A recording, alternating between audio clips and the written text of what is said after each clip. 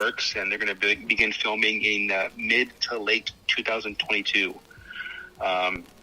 Excited to see that. I guess his character was well received according to this article. I thought he did pretty good in the movie. We'll talk on that more when we get to the movie focus. But what are your thoughts on that? A Bloodsport. I know they're doing a Peacemaker series that's going to be coming out, I believe, probably towards the end of this year. I'm not sure what the release date is for that. I'd have to look it up. But I know they're coming out with the Peacemaker series, and now they're going to be coming out with a Bloodsport project. It hasn't been confirmed as a series or a film, but yeah, what do you think of that? I think it's really good. It's cool, and it's a great opportunity for Idris. I feel like he's gotten the short end of the stick, kind of, as far as his acting career, and it was awesome, that James Gunn approached him, basically wrote Bloodsport with him in mind, and they were able to really get together and collaborate for the first time because they didn't know each other.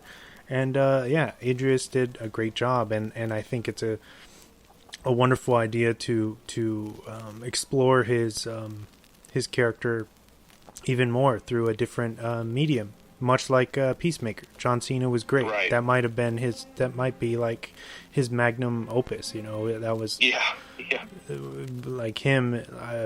I've never. I don't think I've like that. Yeah, I've never enjoyed a performance from him as much as I did as Peacemaker. But we'll get into that later. Yeah. Some other news: Shazam. This is on the other for DC. They had just finished filming. They just wrapped, I think, about a week ago for their Shazam 2. So excited to see that, and then they're going into post production now, editing and stuff like that.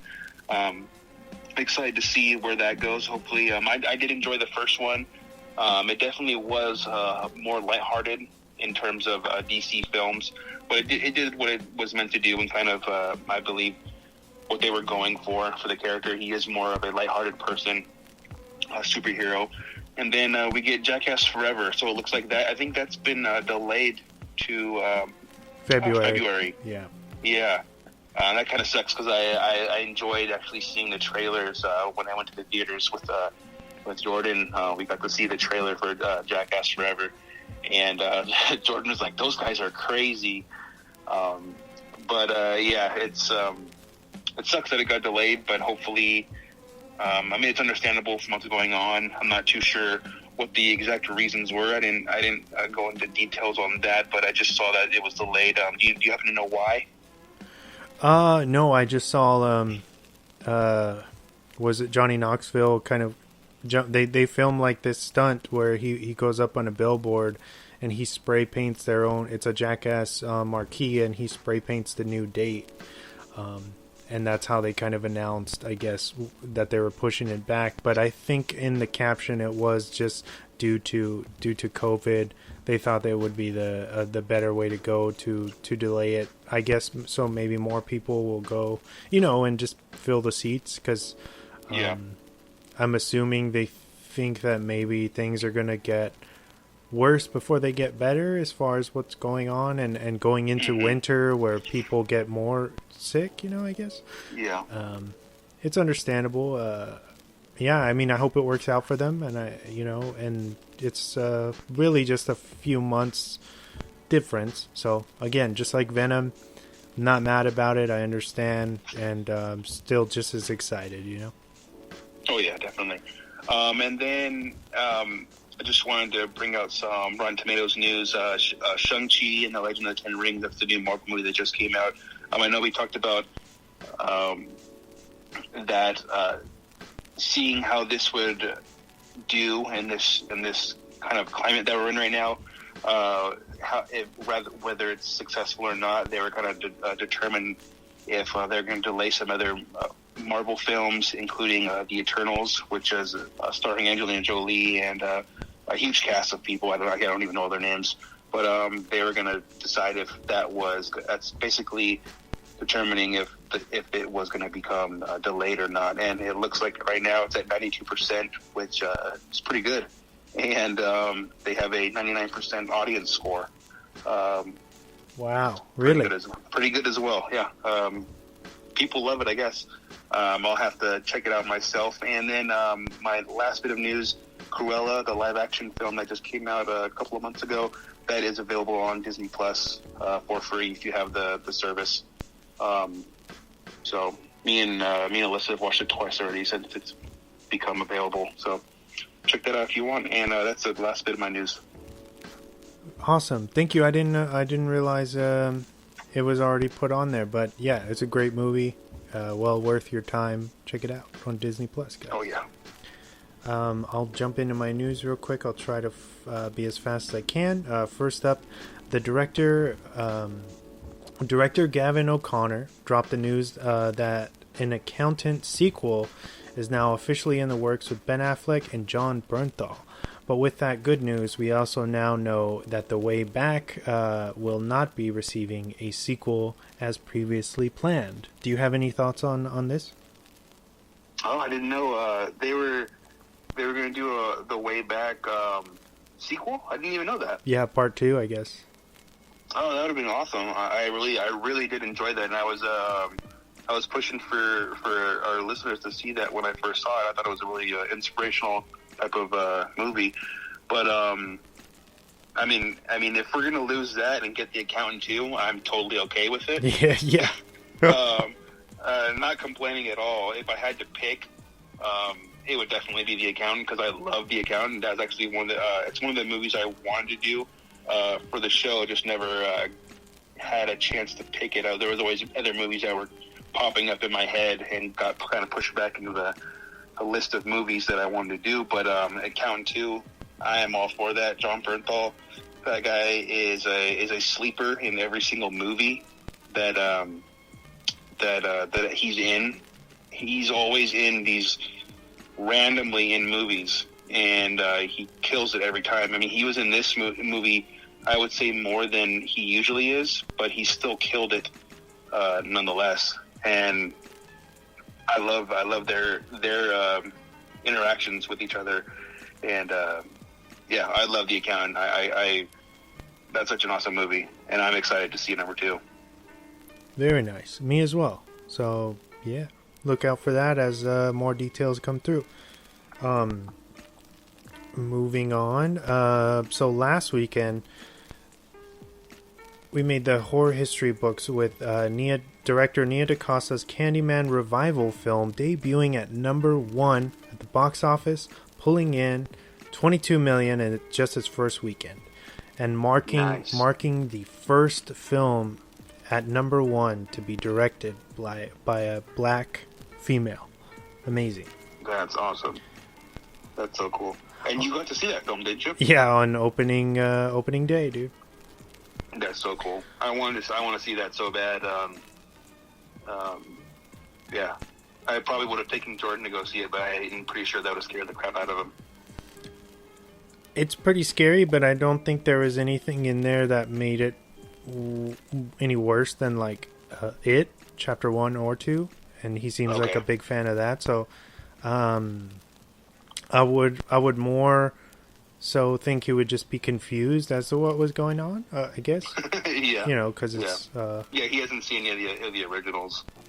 But yeah, Candyman rules. I'm so glad. I remember I told my girlfriend, I was like, man, if the Suicide Squad couldn't pull in people, I hope people don't just like leave, Candyman out to dry after it was delayed all this time. Yeah. I hope people, really go out to support it. And she turns to me and she goes, dude, like the horror community is a different breed. Like they're different than comic book, fans. And I was like, well, I hope you're right. And then she was totally right. Yeah. Number 1. Yeah. Very true. Yeah, so go support Candyman if you haven't already. It's a great movie. And then did you hear about, I guess, that they're going to do yet another Expendables with the whole crew, including Sly, and this time 50 Cent is Curtis Jackson is added to the mix. Oh my god, that's insane. Why? Who's asking for these movies? I don't know, but much like the Fast and Furious crowd, probably the same crowd, dare I say. I'm sure people will go check it out. Morbid curiosity, if anything. That is insane. But yeah. So that'll move us into, of course, our weekly recommendation. So I'll cycle it back to you, James. What do you got for me? So I just recently had taken Jordan to go see. We went to the theaters last week and saw Free Guy, which is starring Ryan Reynolds and a number of other Taika Waititi. Trying to think of that cast. There's so many people in that film that Ryan Reynolds just pulled in to do literally like 30 seconds of screen time. It's hilarious. You get to see basically all of his friends in Hollywood. But that movie is hilarious. I definitely recommend checking that one out. I believe it's still in theaters right now. I'm sure it's going to become available on some platform, whoever owns it. I believe it's a Fox Searchlight Studios film, so it might become available on Hulu some point here in the next couple of months. But definitely check it out if you have the time to go see it in theaters, if you are fully vaccinated, or if you're taking your proper steps to go to those types of things, or if it's available to download or stream. I definitely recommend checking that out. And that is, I believe, the only thing that I've recently seen. Titans on HBO Max. I'm not caught up all the way on season 3, but it's definitely gotten better than the first 2 seasons. I definitely recommend checking that out as well, if you're a fan of that stuff. Very nice. Very, very nice. Yeah, I need to check out Free Guy, for sure. Yeah. I have 3 for you. Okay. First up is the obvious Candyman, as I was just talking about in the news. Great horror movie.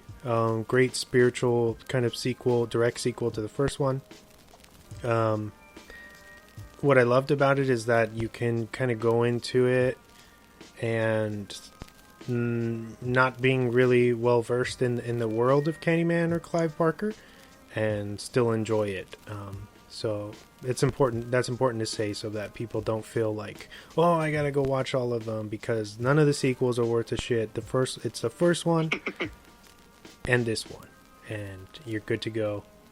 And even if you don't get to watch the first one, and you go into this blind and watch it, and then you go back to the first one, it'll still work on multiple levels. So go check out Candyman if you haven't yet. It's awesome. As a horror fan, and of course we're getting into spooky season, so do your part.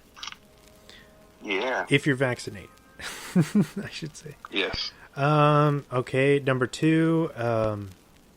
I rewatched the Sam Raimi Spider-Man trilogy, as it is streaming. They're all 3 streaming on Starz currently. And oh man, the classic. That's right. That's right. Except for 3. I have my beef. We don't talk about that one. Yeah, right. I have my beef, my issues with that one, but no, it was a lot of fun. Man, I haven't seen the first one in years, and so that was a great trip back to the early 2000s nostalgia. Yeah. Okay, so check that out on Starz, and then also on Starz, Heels, the new show on Starz. Basically, it's about two brothers in the town of Georgia.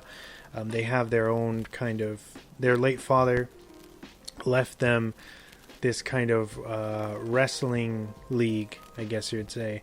And one of them is a heel, and he writes, all the scripts and everything, all the storylines. And then the other is the face, which is the hero, if you're familiar with the wrestling terminology. And you kind of get into the drama of, trying to run that business and stay relevant and write, stories that people in town want to go see, all trying to, and while trying to get